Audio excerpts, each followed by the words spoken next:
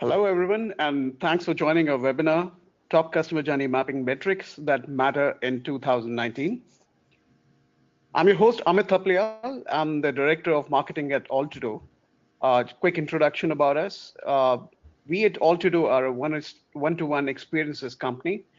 We bring together deep martech expertise, CX and demand generation strategy, engagement analytics, and cross-channel orchestration to drive business uplift. It's a pleasure for me to host our panelists today. Sean Van Tine, our first panelist for today, is a thought leader and an advisor for leading brands. He's also the author of Easy to Use 2.0, co-author of the Customer Experience Revolution, and contributing author of the Product Management Body of Knowledge. He helps companies ensure that every employee knows what their brand means and are empowered to deliver it and measure it constantly so brands can pivot quickly and succeed faster. If you're familiar with the MarTech space, our second panelist, Akhil Mittal, is a familiar name. He is a marketing technology guru with deep expertise in areas such as CMS, marketing automation, analytics, CRM, and mobility. He's a consultant to organizations across 5 countries, including over a dozen Fortune 500 firms. He's been a thought leader with multiple digital innovation forums and strongly believes that a marketer's most critical KPI is his or her contribution towards the firm's revenue. Just to set a quick context, let's change the slide. Okay. A recent Gartner CMO survey reveals CX optimizing, MarTech spends, innovation, and personalization are top agendas for marketing leaders. Most of us will agree brands today are competing on customer experience, and their revenue ROI strategies feature their MarTech strategy, MarTech stack, and personalized customer experiences. Just to warm ourselves up, just a quick poll. Let's begin with a quick warm-up poll on why we're here, what outcomes we are looking for. So on your screen, you'll now see a quick poll. Would request you to contribute with your feedback.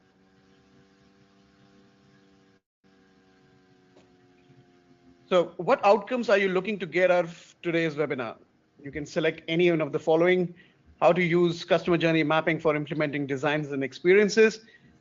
You use customer journey mapping and want to know if you're missing anything. If you want to know how customer journey mapping can increase revenue or any other reason you might have.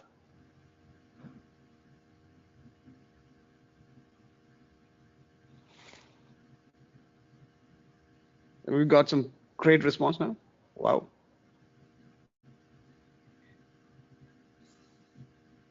And I think people are still polling.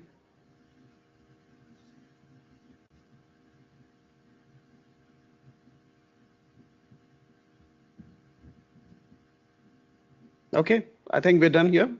I'll just close the poll and move on to our agenda for today. So Sean, can you help us set the agenda, and can you help us? You can take over and let us know how we're going to proceed with the webinar today. Oh, it's my pleasure. Thank you, everyone, for coming to today's webinar. I'm excited to be here and to be talking about this subject that's so close to my heart. So some of the things that are interested me and hope interest you is this idea of what is the value that a customer journey map can bring to your business. I mean, that's why we all do it anyways, right? How do I create a journey map? We get that one a lot. How do I measure the return on investment of my journey map? And very specifically, how can I use a journey map to create a personalized customer experience for our company?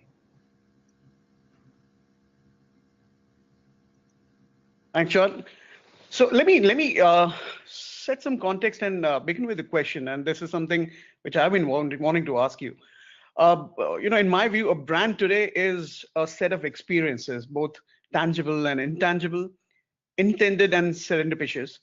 And we, as marketers, we create brand equity by making these experiences memorable, repeatable, and continuous. So my question would be, how can mapping customer experiences help a brand differentiate? That is an excellent experience, but to really talk about that, we have to put that in context of the grander economy and how we've gotten to this place now where experience is so relevant. So it's hard to believe that back in the late 90s that Joe Pine and Jim Gilmore wrote the sentimental book, the experience economy. And in that book, and this is back in the late 90s, this was a prediction. They were saying that if you look at the economy and what drives the economy, you can first think about a commoditized economy. And they used coffee beans as an example. So right now today, anyone on this call could go open up, a trade account and go trade coffee beans on the market today. And if you did so, you'd probably get a pretty good return on investment because of companies like Starbucks. So you'd get some return. But if you took those same coffee beans and you packaged them and sold them as a good, you'd get an even bigger return on investment. But if you took that same package of coffee and you brewed it in a cup and you wrapped it in a service at Joe's Diner, you'd get even bigger return on investment for that cup of coffee. But if you're Starbucks and you took that coffee and service and wrapped it in an experience, Starbucks, home, office, Starbucks, the third place that you go to, now you can charge $4 for a cup of coffee. And Pine and Gilmore was predicting that we would be in this experience economy today. And I don't think most people have completely wrapped their head around what companies like Apple has done to the phone and how smartphones have become ubiquitous because they introduced that, or how Netflix has changed the way that we, experience movies today, or how Amazon has, changed the way, that we purchase almost anything. So this is the experience economy that we're in. And the reason it's important is because all market changes are being disrupted now by experiences, and experienced leaders are the ones who are controlling the new markets. And you have to ask yourself, am I one of those or not? And there's a lot of data to show why you should be doing that. There's this Watermark consulting study that was first done, I think, in 2007. So it's been done for the last decade. And what they did is, based on indexes like the Temkin Index and the Gardner Index and the Forrest Index that identified experienced leaders and experienced laggers, they looked at those and they compared them to how well they did against the S&P 500. And the amazing data they've proven year over year is those companies that were identified as experienced leaders do way better than the index. And those that have been identified as the laggers don't do so well. Another interesting study was done by Medallia. And what they did is they looked to see if there was a direct correlation between someone's net promoter score. That's that question, how likely are you recommend our company on a 1 to 10 scale? And if there's any correlation between that and annual revenue increase. Now, the interesting thing was the study showed that not only is there a direct correlation between annual revenue increase and their net promoter score, but it's exponential. You can see that ones with the lower score had the lowest return, and those with the highest score had the highest return. So there's plenty of data out there that show that this is important. Another study done by the Temkin Group found that not only were leaders, obviously they buy more and they're more trustworthy brands, but the real interesting thing is that their customers are more forgiving, which means that they can make more mistakes. I mean, that's the real power of having an experience that creates a great brand, is that your customers are even more forgiving. So there's lots of reasons why you should care about your brand experience. Now, moving on, one of the things that you need to understand about your experience is that today, people experience your brand across many channels. And let me just walk you through this real quick. So there is a single channel experience, and they still exist today. Maybe it's your favorite, mom and pop donut shop. You need to go there and you get your donuts. Or maybe it's your favorite newspaper stand, if you still read newspapers and magazines. That's it. There's the stand, you go there, it's a single channel experience. But maybe that mom and pop shop decided, you know what, we need a website and we're going to give them some mobile information. Well, now it's multi-channel. You can go into the shop, you can look them up online, or you can look at it on your mobile device. Cross-channel is when you've given some thought about the various channels and the message is the same across brands. And what I mean by there is that if I go to the website and I see a price on the website, it's going to be consistent with the price I have in the store. And if I get a push technology from my mobile device, it's all tied in across the channels. So cross-channel means that the channels are smart. But what even smarter companies are doing today is they're omnichannel, where their customer is at the center of the experience and they're looking at all aspects of what the customer is doing.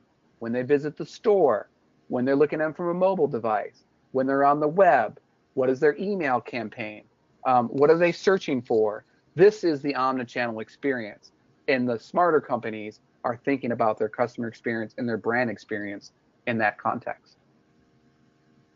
If you're not familiar with the Kano model tells us that what delights something or delights someone, delights your customer, is a moving target. So what delights them today is going to become a basic expectation in the future. Let me give you an example, and I might be dating myself, but there was a time where you would go into a hotel and you were just grateful if it had Wi-Fi. You didn't care if it was good Wi-Fi, and if you had to pay for it, you didn't care because you were just grateful they had it. You were delighted if they had Wi-Fi.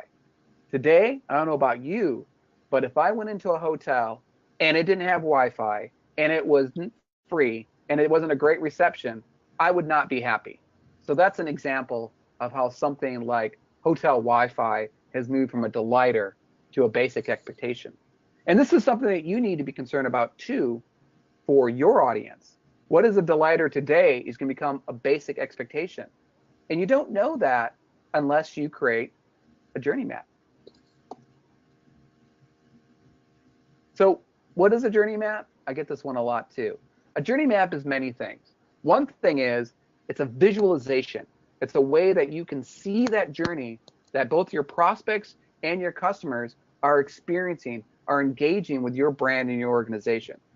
But a journey map also tells a story. It tells a story about the first time anyone's ever heard about your brand, through the first contact they have with your brand, and hopefully into that long-term relationship that you want to measure. It's a map. At the end of the day, it's a map. It's a map about what people are thinking, what people are doing, and what people are feeling. And we're going to talk more about that specifically as we look at maps. But the real return on investment of a journey map is these things that we call moments of truth. Moments of truth are key interactions with your brand, touch points, where either you blow it and you lose the customer, or you've done something that's delighted them so much that you turn them into an advocate.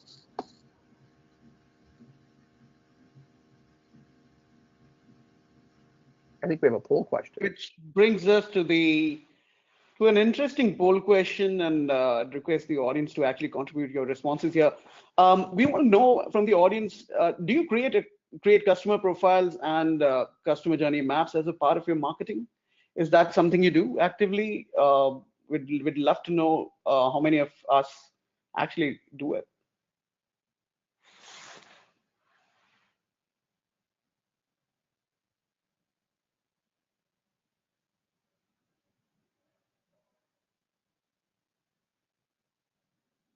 Okay, the responses are coming in. Interesting. Interesting. What's interesting? Interesting is that more than half of the audience don't have a customer journey mapping process as a part of their marketing, which is not bad considering that people are here to actually know how we can, and probably post the webinar we can get in touch and show them a few examples. Okay, so I'm going to close the poll now.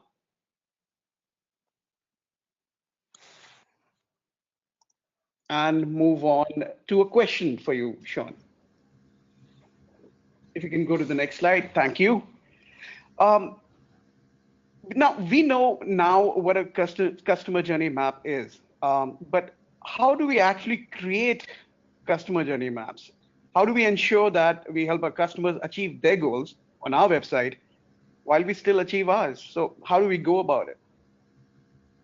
Well, as usual, you're asking some excellent questions. But before I get into kind of how do you make a journey map, let's back up again and talk about what leads up to that. So you may be aware of this or not, but you have a funnel of engagement with your customers.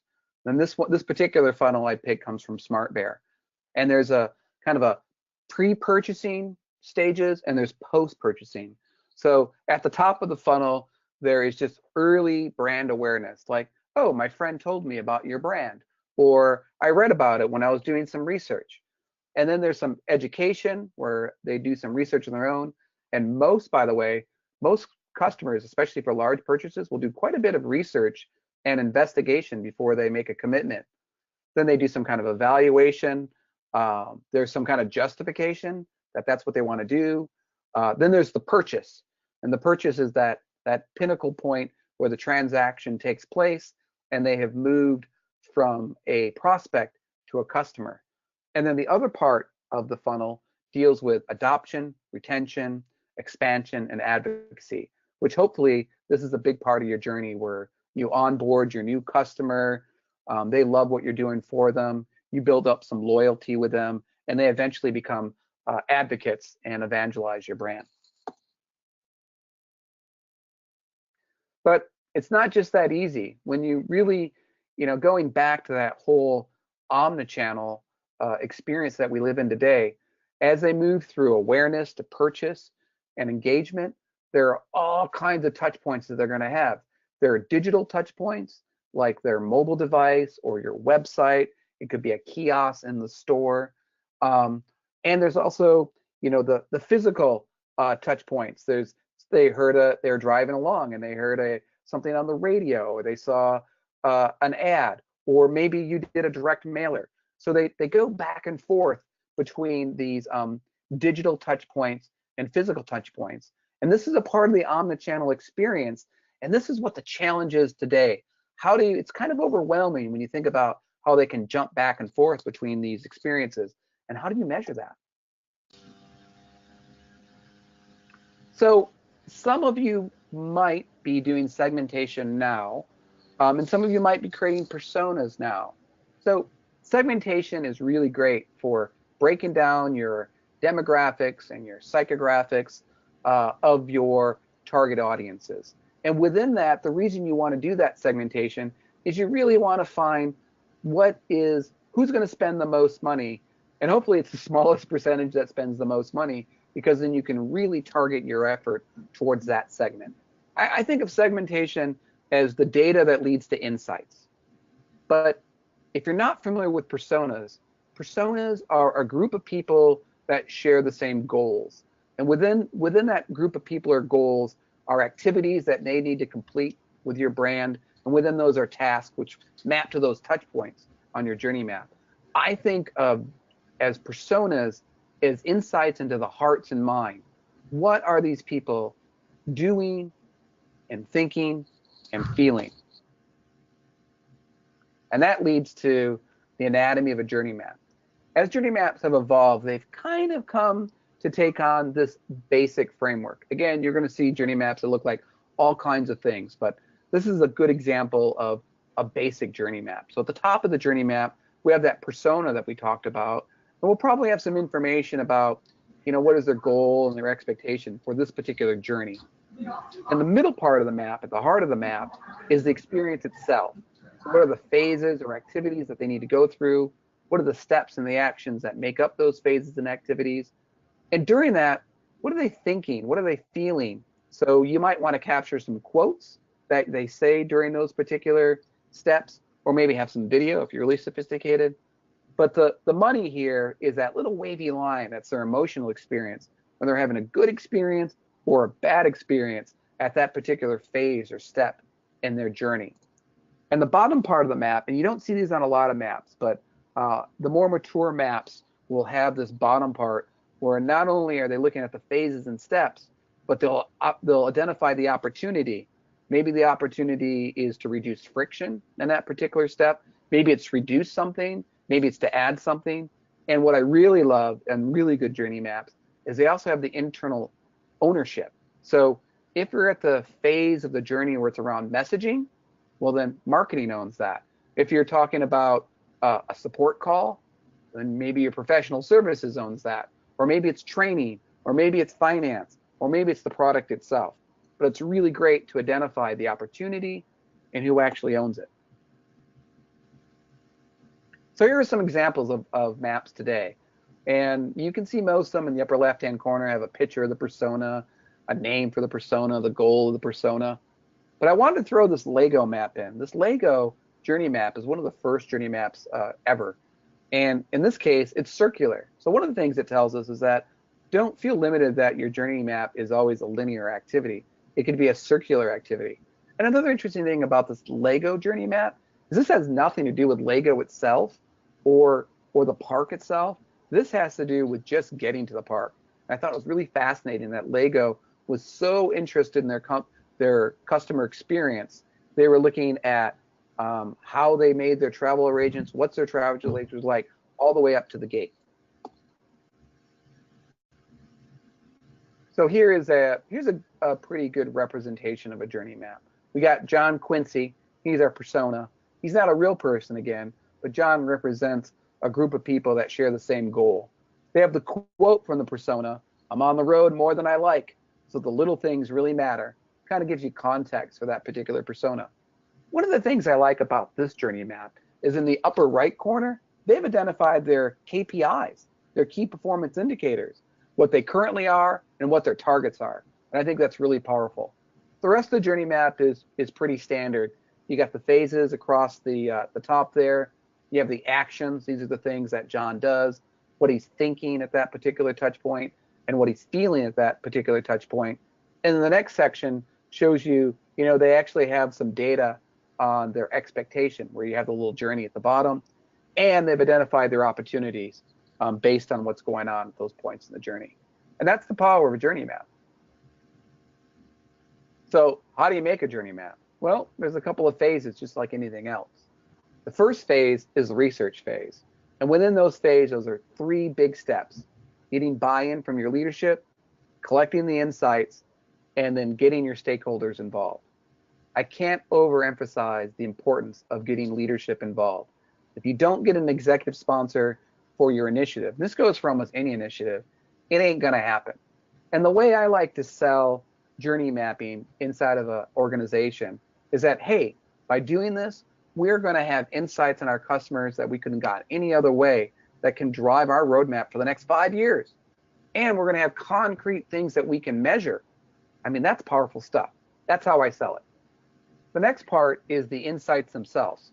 So depending on your company, you might have a CRM where you have some data there. You might be running a SAT surveys. You can look at that. Maybe you have a net promoter score program. Lots of great data there. You can look at your support call logs. You can talk to your professional service group. Training tends to know a lot about the customers. If you're a sophisticated company, you might be measuring your social media sentiment, or have web analytics, or maybe you have segmentation profiles or personas. You got to collect all of your data, and collecting all of your data will start giving you kind of a framework or a straw man of who your target audience is, your personas. Then once you got that data, go back to your internal stakeholders and say, hey, here's what I think our target audience looks like, and get them to get buy-in, right? Let them know that this is going to affect customer acquisition, retention, and growth, because it's all about, at the end of the day, revenue. And that's what gets them excited and involved. The next phase is the analysis. And that too has 3 steps: determining your hypotheses, doing the actual research, and then doing your analysis. So the hypotheses is defining what your target audience, your personas, initial phases and steps are. You probably have a pretty good idea, and that's kind of your straw man journey map. And you can run that by your internal subject matter experts to see if they agree, get alignment on that. And then the next part of that is actually doing your research and finding out if your hypothesis is true. There's lots of ways you can do that. You can call up a bunch of customers, or the best thing to do, I think, is to bring them into the room. Identify your key audience by your persona. You can get, I find, anywhere from 5 to 8 is probably about the right number, depending on how big of a journey you're looking at and how complex it is. There's a couple ways to do it. If you're familiar with journey mapping sessions, one of the ways that people talk about is actually having the customer fill out the little post-it notes and putting them along the journey for what they're doing, what they're thinking, and what they're feeling. But here's a little professional tip. One of the things that I learned from a colleague of mine, I'm going to give him a plug, Greg Chapman at Pocket CMO. The way he does it, and I think this is a great way to do it, is have professional facilitators actually gather the information from your customers. And what this does is it gives you better insights on those little post-it notes. And because you have better insights, that leads to the third step, which makes it easier to do the analysis, come up with your findings. And what I've always found whenever I've done a journey map is you get so much information about your customer and your brand and your experience. It is literally can paint the picture for the next 5 years where you want to go with your roadmap. One of the things that's really changed with the landscape today is before, back in the day, we would fill out these journey maps on, spreadsheets, Google or Excel, and we do our analysis that way. But nowadays, there is a plethora of customer journey mapping tools out there for you to choose from. Some are very robust, meant for enterprise systems, and some are very simple if you're a smaller company. I think it's time for another poll. Another poll, and I promise you this is going to be the last one for the day, for the webinar. But it's an important one. I mean, it'll be interesting to know if do people have a CX strategy with an allocated budget for it, and we're going to discuss why this is important a little short while from now. So let me just quickly launch this poll.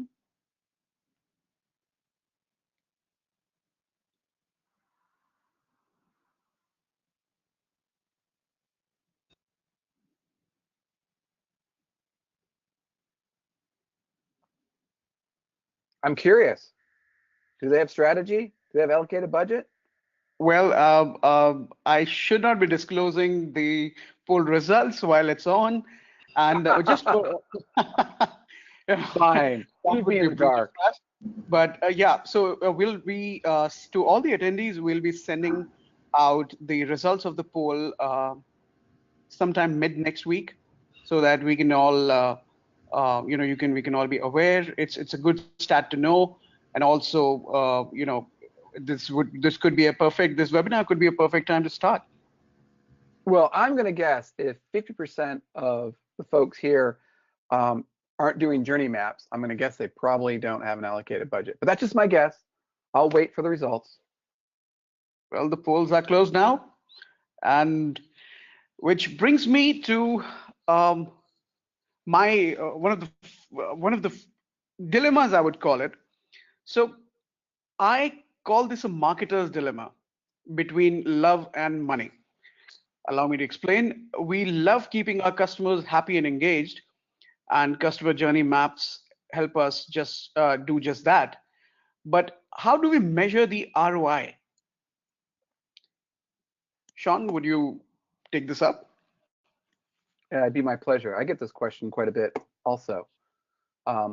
And there's many ways to do it, but these are the ones that I think will really move the needle. The first and foremost is that once you've done your journey map, you'll have a really good understanding of those touch points and those interactions.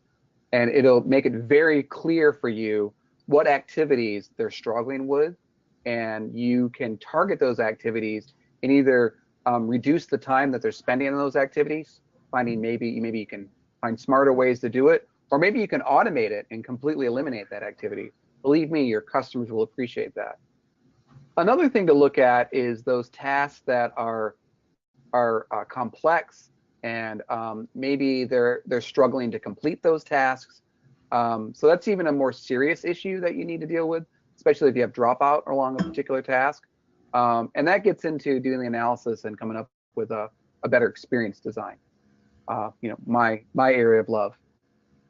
Other things that you can use as a measurement is you can start targeting your satisfaction surveys specifically along those touch points.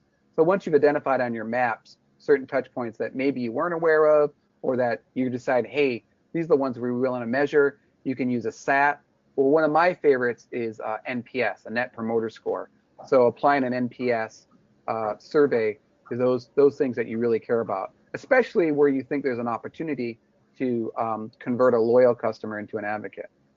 And then the last part, if you're really a sophisticated company, there are quantitative assessments that you can do to measure emotions of the experiments, like sentiment analysis. Okay. Thank you, Sean, for walking us through the customer journey mapping process. And we now move on to the next phase of our webinar. Before we do that, let's take a quick look at what we know now. We are in the customer experience economy. The value of your products is directly linked to experiences customers get. Customer journey maps help marketers visualize their prospect journey as they engage with your brand, create a story, and orchestrate brand messaging at every touch point and create moments of truth, motivating them to stay loyal to your brand. But what does a customer journey actually look like? Wouldn't it be great if we can visualize a customer's journey through a web experience? My colleague Akhil will help you walk us through with a quick scenario building exercise. Akhil, you there? Over to you. Oh yeah, oh yeah. Thank you so much. Time for action, So, yeah? yes, really like action. So let's let the rubber meet the road. So no discussion in marketing is complete without a discussion on technology. So let's see how it happens on the ground. So I just thought to pick an example from one of our B2B clients. They're called FIS. If you don't know them, they are the largest provider of transaction processing software services to financial services companies like banks, wealth management firms, investment banks, and so on. So going back to what Sean discussed, there are many ways for users to start their journey. Right? So assuming in this case, the customer or the prospect starts through Google search and say clicks on the respective link. So as a quick background, FIS is using a customer experience platform called Sitecore. The best part I like about Sitecore, if you have not heard about them, is that it treats each individual as one person rather than putting them in buckets or segments. We'll see that later how it does that. So for this visitor, gets on the respective page from Google search, all this data on the other side that we see on this page is getting captured within Sitecore. So we know this is the first visit, source is Google search, and using, we know the IP address for the user. There is a module within Sitecore called GeoIP, which makes us aware that this visitor is from this region. In this case, it is Stamford, Connecticut, and belongs to which organization, which say in this case is Signature Bank. So now system tries to align it with profiles we had created within it. And this case, the system finds that the nearest match is with the retail banking analytics profile. The engagement is low at this time, and the strategy is directly to get this visitor converted to a contact us form. That's what most of us want from the website. So, but all of you we know, right, that more than 90% of the cases conversion doesn't happen in the first visit, since the visitor has not established trust with your brand. So in this case, assuming the visitor closed the browser, ends the session, and so we have not got the conversion as a marketer that we wanted. So now that this visitor remembers about FIS, he directly types FIS.com on his browser and lands up on this home page. So in this case now, this is visit number 2 for the visitor. The system recognizes it's the same IP address and pulls up all the information which was stored. As I said earlier, we are talking about each individual, not buckets of individuals. So the information for each IP is stored as each individual line item here. And that information is pulled up. So now the strategy is to engage the user. We know it is engagement slow, so the strategy is really to engage and build trust with our brand. And the channel here is website personalization. Goal is triggered to motivate the user to read relevant content.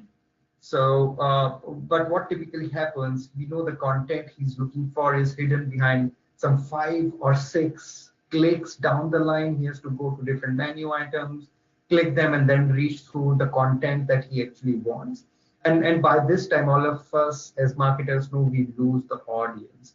So here inside core, it personalizes or it brings up the content relevant for this matching profile, which is retail banking analytics. And the user, so here we see the content which is already created somewhere beneath the layers is pushed up on the home page, and say this user clicks it, he goes to the page, reads the active analytics page, and now he has moved to the next phase in his journey. Next goal is triggered to motivate him to watch a video.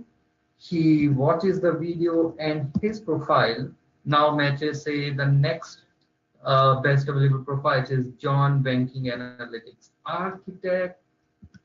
His engagement turns up to medium, and now the goal is really to identify him, who he is.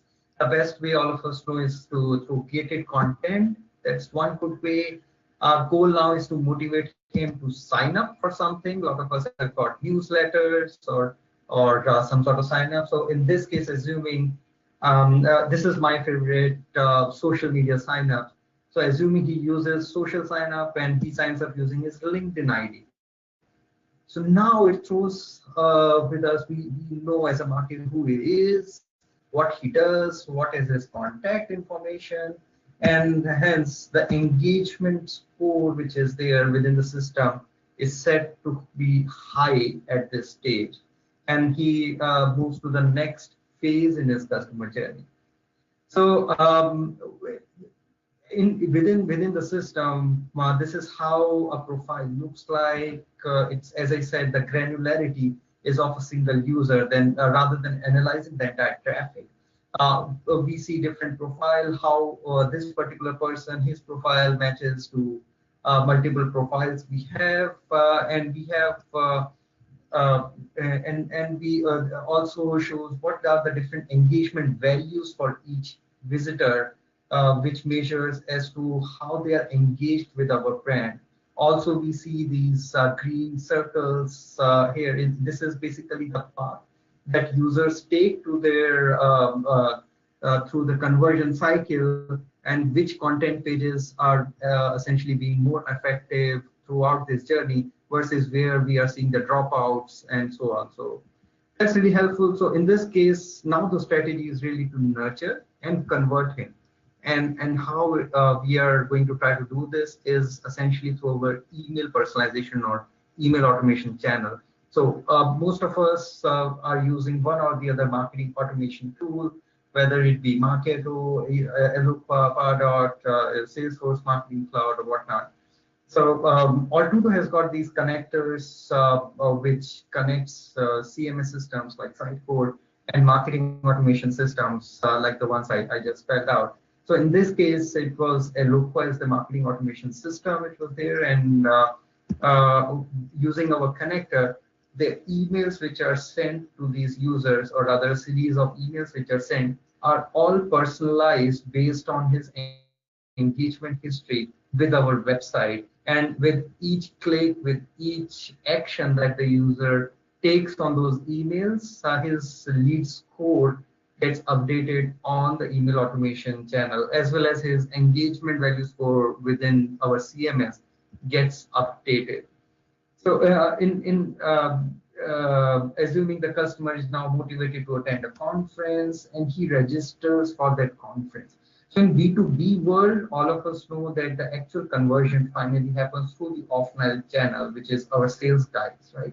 So knowing salespeople, they only want to use one tool, which is their CRM. They don't want to see multiple visions. They don't want to log into any other tool or dashboard to get the history. They just look at their CRM. So Altudo has got these connectors between CMS and marketing automation systems to the CRM system. So in this case, this is Salesforce.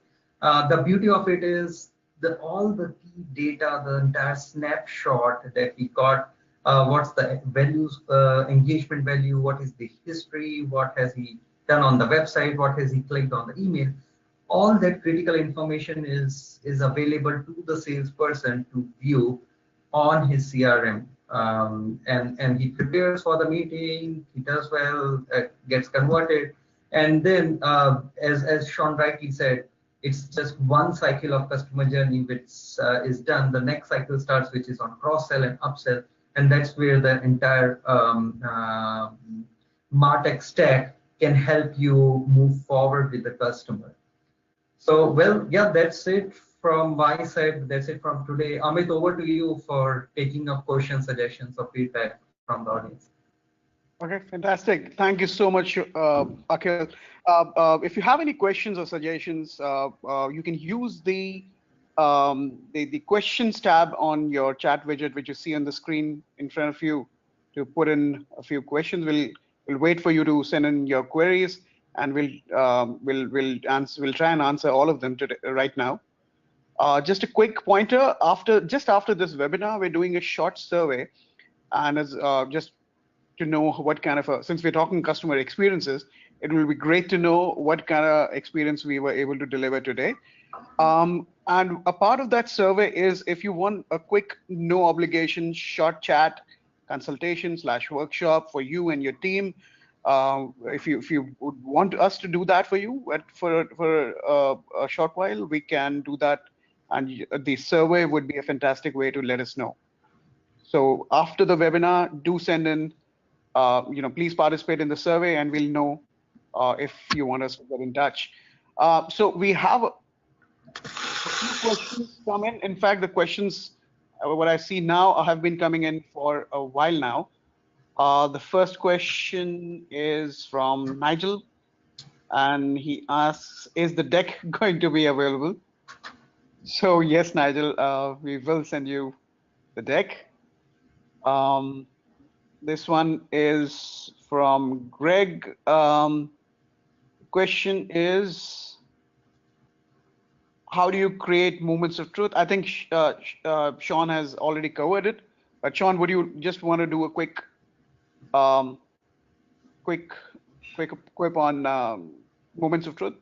Yeah. So there's a couple ways to think about that. The good thing about the journey map is the journey map is a tool in which you can discover moments of truth, because in many cases you don't know what they are. You have some hypotheses about what they might be, but I've been doing a lot of journey mapping sessions, and I've never had one where there wasn't surprises. Like, oh, we do that, and that's really what you care about?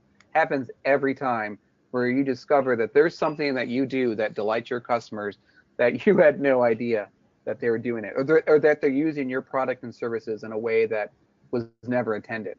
So those kind of aha moments or discoveries come along. In terms of the moments of truth that you already know about, those are the ones that I'd want to measure.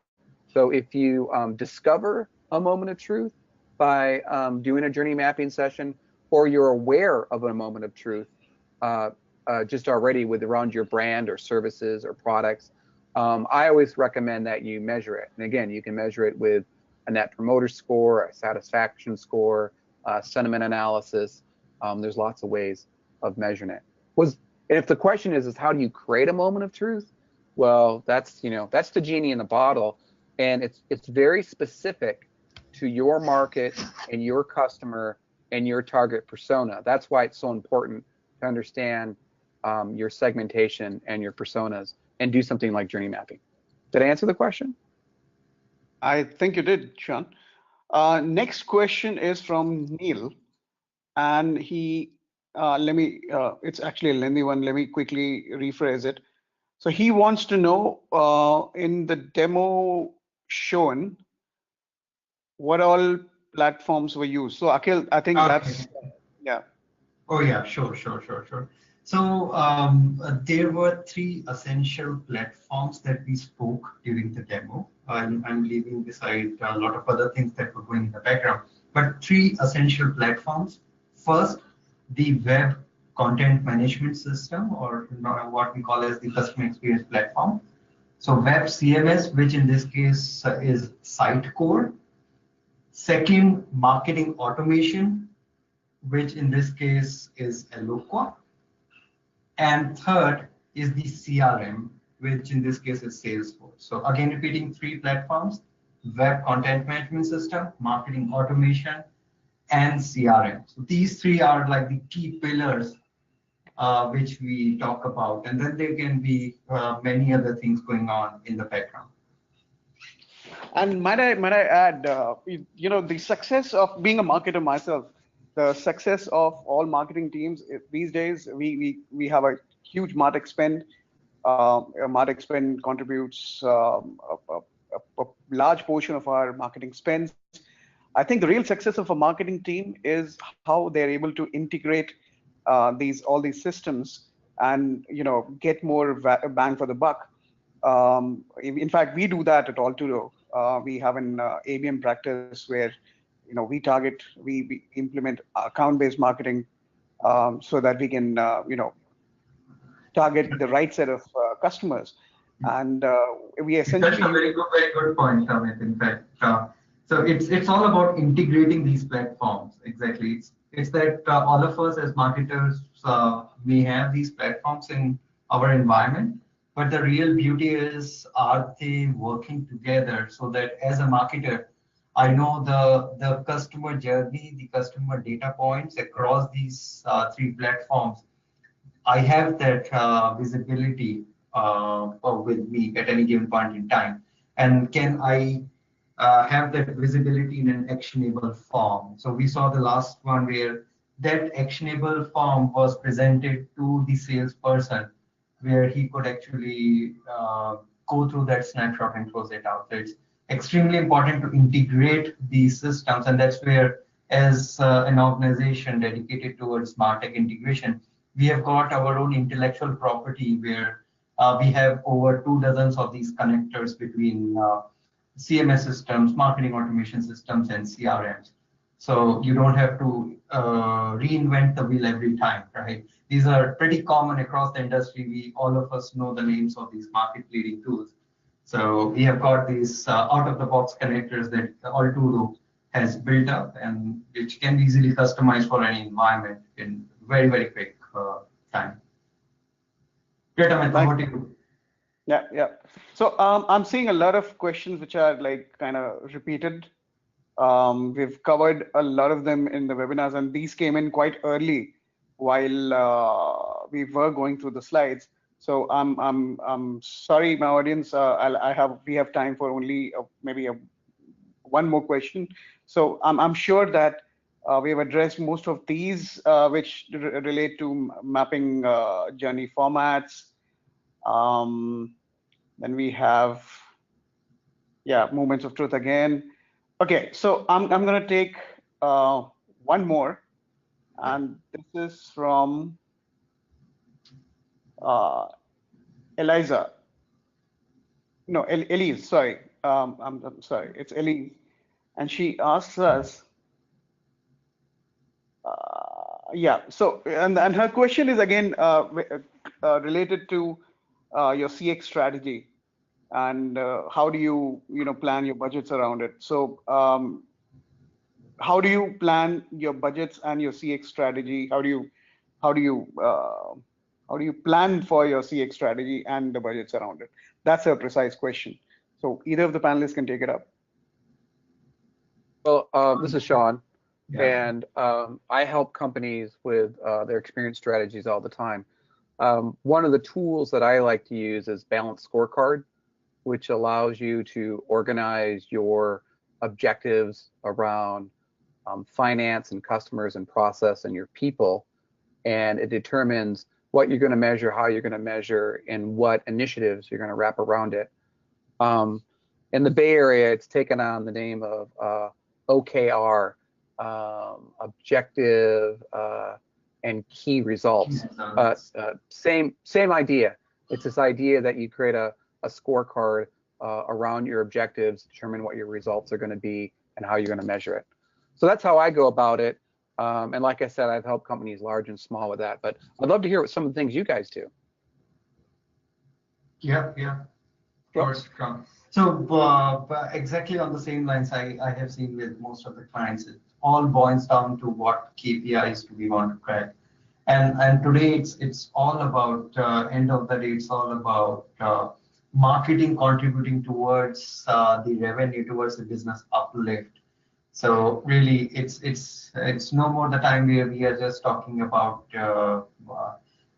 doing something which is intangible. It's all about getting to bottom to the results, and that's where marketing and sales. It's almost like one single function. So yeah, you hit the right point. It's all boils down to the balanced scorecards, and can be done and should be started with that approach for sure. Okay, so I think that we've had, I think we'll have to call it a day now. Thank you, the lovely audience, for your excellent participation in the polls, your questions. We're launching into a survey. We'll be really thankful if you could let us know how your customer experience today was. Thank you so much. And thanks, panelists, Sean, Akhil, thank you so much for being a part of this. Thank you, everyone. Thank you. Thank you for letting me be a part of it. Have a great day. Bye.